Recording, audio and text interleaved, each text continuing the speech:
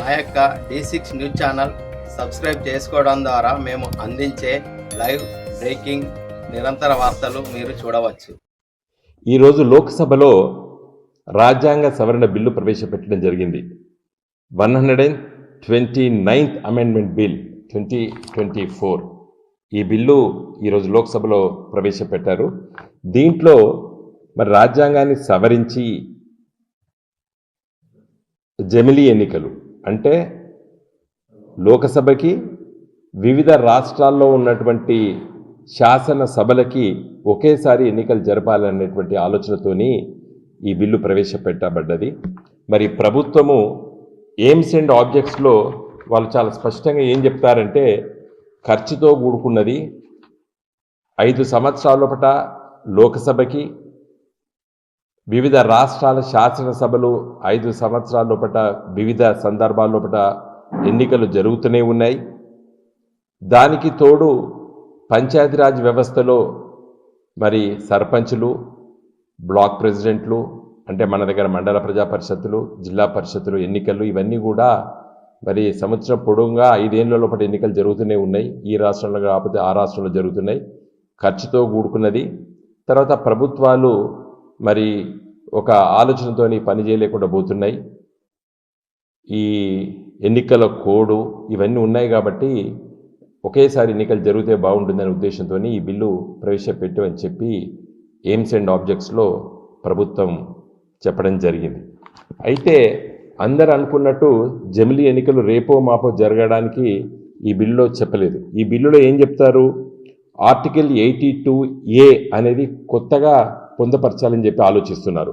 దీంట్లో the president may by a public notification issued on the date of the first sitting of the house of the people after a general election bring in to force the provision of this article and that notification date of notification shall be called the appointed date.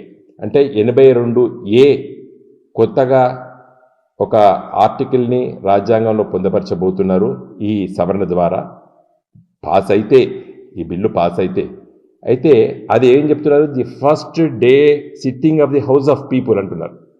First day అంటే 2029లో కొత్త లోకసభ ఏర్పడ్డ రోజు మొదటి రోజు నాడు నుండి ఈ చట్ట సవరణ, ఈ రాజ్యాంగ సవరణ అమల్లోకి వస్తుందని చెప్తున్నారు. అంటే 2029 తర్వాత వచ్చే 5 సంవత్సరాల లోపల జరిగేటువంటి శాసనసభల కాల పరిమితి 2034లో జరిగేటువంటి ఎన్నికలన్నీ కూడా మిగిలిన సమయానికే ఉంటాయి అని చెప్పి ఈ రాజ్యాంగ సవరణ. అంటే మహారాష్ట్ర ఎన్నికలు 2029 నవంబర్లో జరుగుతాయి. అంటే ఆ శాసనసభ కాల పరిమితి 4 సంవత్సరాలు 6 మాసాలు మాత్రమే ఉంటుంది. అట్లా ఒక్కొక్క రాష్ట్ర శాసనసభ 3 ఏళ్ళు, 2.5 సంవత్సరాలు, 2 సంవత్సరాలు ఉన్నటువంటి శాసనసభలు ఆ కాల పరిమితిలో ఉంటాయి 2029 నుండి 2034 వరకు.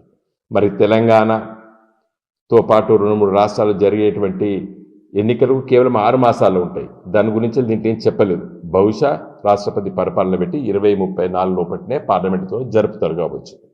సో దీని ఉద్దేశము ఈ జమిలీ ఎన్నికలు 2034 నుండి అమల్లో రాబోతుంది అని చెప్పి మనం భావించాలి ఈ బిల్లును చదివితే. కాబట్టి మరి ఈరోజు లోక్సభలో చాలామంది ప్రతిపక్షాలు వ్యతిరేకించాయి. కొన్ని ప్రతిపక్ష పార్టీలు డిఎంకే లాంటి పార్టీ జాయింట్ పార్లమెంటరీ కమిటీకి రిఫర్ చేయమన్నారు. కాబట్టి ఇది జాయింట్ పార్లమెంటరీ కమిటీకి రిఫర్ అయినట్టు కూడా ఇప్పుడే తెలుస్తున్నది అమిత్ షా గారి ప్రకటన ద్వారా. కాబట్టి ఈ జాయింట్ పార్లమెంటరీ కమిటీలో ఇది సుదీర్ఘంగా చర్చించి తర్వాత వివిధ రాష్ట్రాల శాసనసభ స్పీకర్ల సమావేశాల్లో కూడా పెట్టి కూడా చర్చించాలని చెప్పి కూడా పత్రికలో చదువుతున్నాము. సో ఇది ఒక కొత్త ఆలోచన.